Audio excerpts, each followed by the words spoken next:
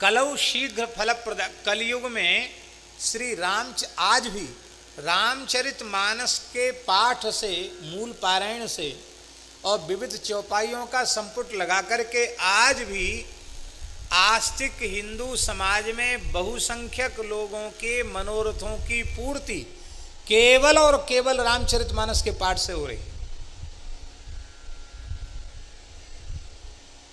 आपको सुनने में थोड़ा सा वैसा लग सकता है, और हम कोई शास्त्रीय आर्ष ग्रंथों के अनुष्ठान का निषेध नहीं कर रहे हैं, पर हम निवेदन कर रहे हैं बड़ी विनम्रता पूर्वक कि जो आर्ष ग्रंथ प्रोक्त जो पौराणिक अनुष्ठान है, उन अनुष्ठानों की मर्यादा का जैसा निर्वहन होना चाहिए वैसा निर्वहन कठिनाई से हो पाता है। इसलिए फल प्राप्ति में कई बार संदेह भी होता है और कई बार तो उल्टा ही हो जाता है। एक महानुभाव ने कनक धारा का अनुष्ठान किया। कनक धारा स्तोत्र है आदि शंकराचार्य जी का। स्वर्ण वृष्टि हुई थी एक दरिद्र ब्राह्मण के यहाँ।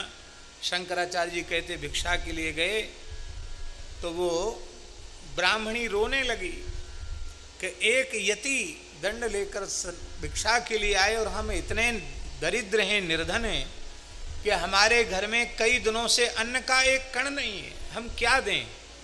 तो कुछ आंवले के फल उनके पतिदेव लाए थे, वे भी सूख गए थे। एक एक आंवला खा के वो लोग जल पी रहे थे। कुछ सूखे आंवले उन्होंने रोते हुए ब्राह्मणी ने उनके भिक्षा पात्र में डाले। कहा महाराज हमारे पास इतना ही है, इससे अधिक कुछ नहीं है। शंकराचार्य भगवान द्रवित हो गए और उन्होंने भगवती महालक्ष्मी की स्तुति की।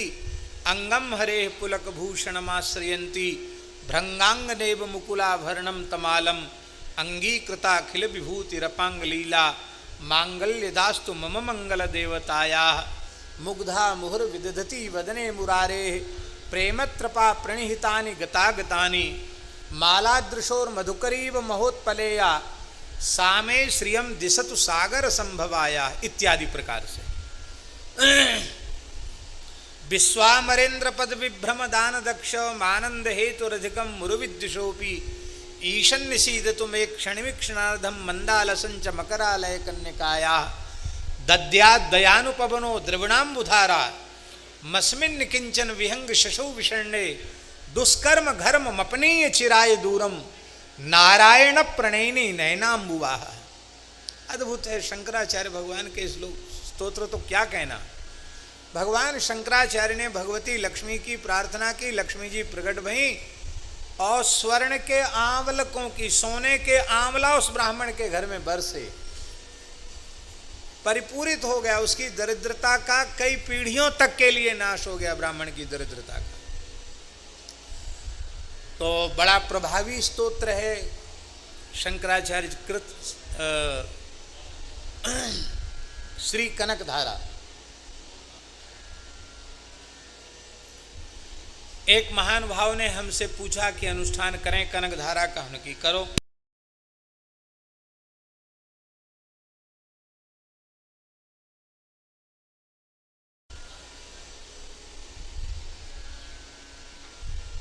तो कनक धारा तो बरसी नहीं, स्वर्ण वृष्टि तो हुई नहीं।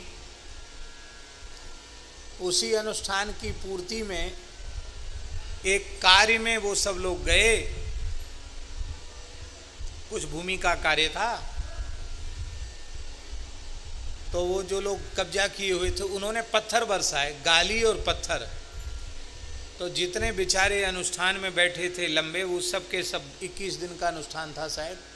किसी का माथा फूट गया, किसी के कंधे में, किसी के पीठ में चोट लगी। बोले महाराज कनक धारा तो नहीं हुई, पाषाण धारा जरूर ऊपर से, पत्थर जरूर बरसे। स्वर्ण वृष्टि तो नहीं हुई, पत्थर बरसे, पत्थर पड़े ऊपर से। गाली और पत्थर दोनों पड़े। इसमें कनक धारा का दोष है क्या? जिस मर्यादा से, जिस निष्ठा से उसका अनुष्ठान होना चाहिए था, उस मर्यादा से नहीं कर पाए। इसलिए कनक धारा की जगह पाषाण धारा बरस गई और गालियों की बौछार हो गई, ऐसा हो जाता है। पर श्री रामचरितमानस में बहुत अधिक विधि का आग्रह न होने के कारण ये तो सावर मंत्र के समान है। अनमिल आखर अर्थ न जापू, प्रकट प्रभाव महेश प्रतापू।